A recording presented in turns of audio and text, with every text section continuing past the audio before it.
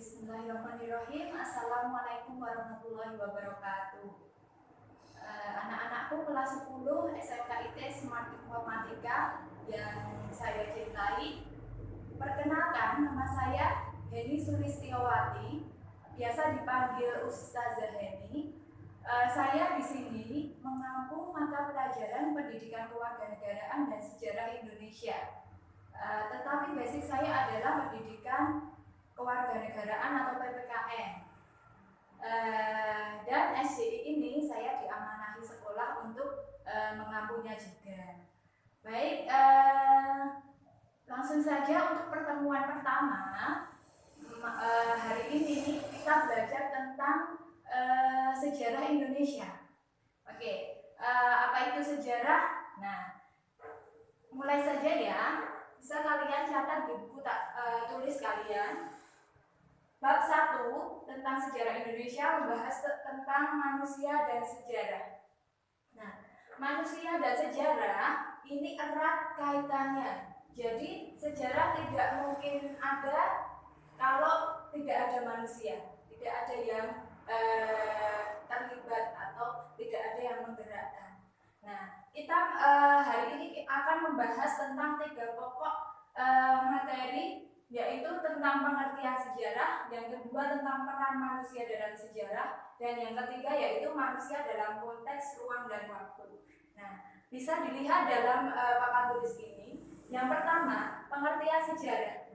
Sejarah itu apa toh? Nah, sejarah adalah ilmu pengetahuan yang mempelajari berbagai peristiwa penting dalam kehidupan manusia pada masa lampau. Nah, yang perlu digarisbawahi adalah peristiwa penting. Nah, peristiwa penting ini berarti sesuatu peristiwa atau kejadian yang sangat penting, yang dirasa sangat mempengaruhi terlalu besar. Seperti itu. Nah, siapa yang menggerakkannya? Nah, ini adalah manusia. Kapan terjadinya? Pada masa lampau. Jadi sejarah ini itu waktunya adalah pada waktu yang sudah terjadi, masa lalu. Seperti itu ya. Kemudian pokok bahasan yang kedua itu tentang peran manusia dalam sejarah. Nah, seperti pengertian dari sejarah tadi, manusia ini adalah dia berperan penting dalam sejarah. Perannya apa? Dia sebagai penggerak sejarah. Tanpa manusia, suatu kejadian atau peristiwa itu tidak mungkin dapat berjalan dengan baik. Nah, kemudian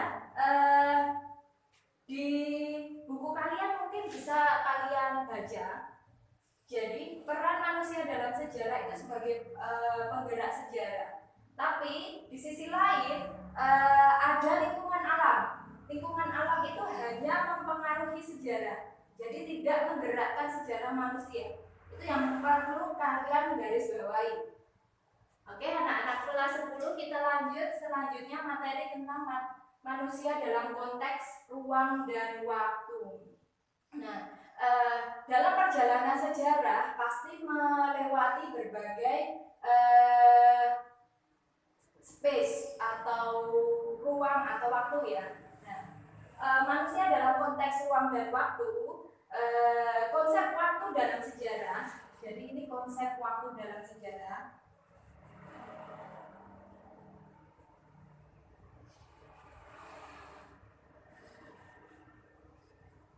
Konsep waktu dalam sejarah itu dibagi menjadi 4. Yang pertama perkembangan, kesinambungan, pengulangan, dan perubahan. Oke, saya jelaskan sambil duduk. Yang pertama dalam konteks ruang, sejarah dalam konteks ruang dan waktu. Yang pertama ada perkembangan. Nah, perkembangan ini berkaitan dengan suatu kondisi yang tidak muncul begitu saja, tidak berdiri sendiri.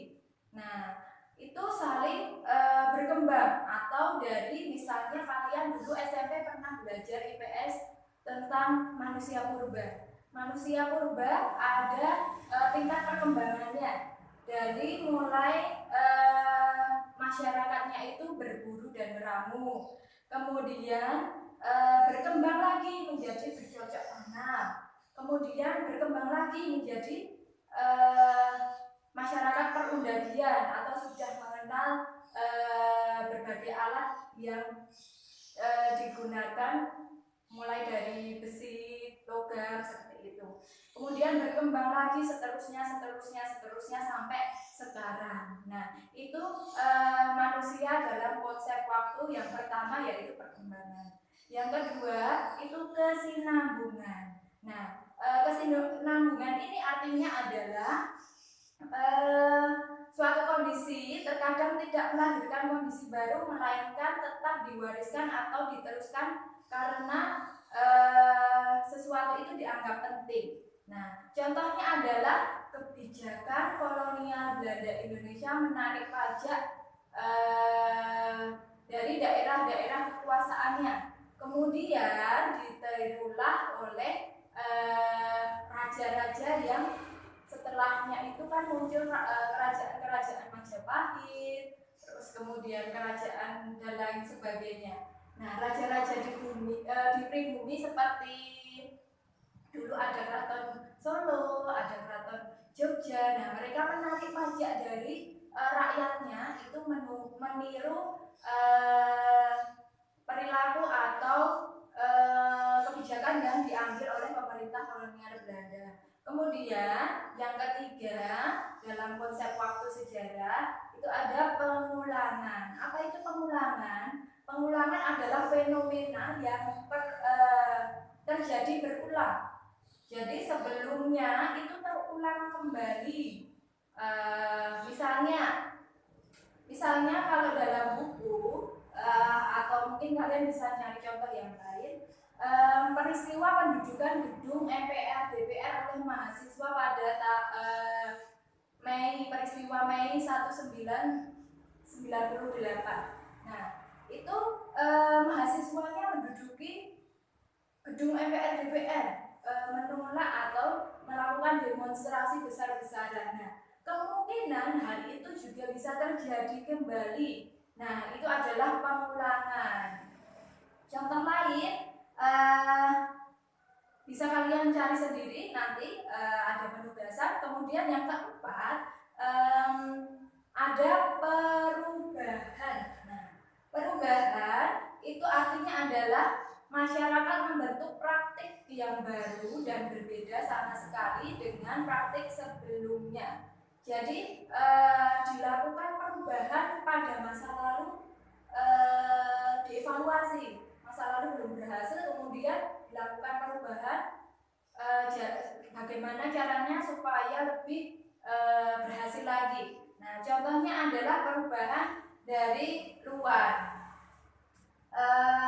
Perubahan dari luar adalah pindahnya pusat kerajaan Mataram kuno dari Jawa Tengah ke Jawa Timur yang diakibatkan oleh letusan Gunung Merapi yang menghancurkan pusat kerajaan Mataram kuno.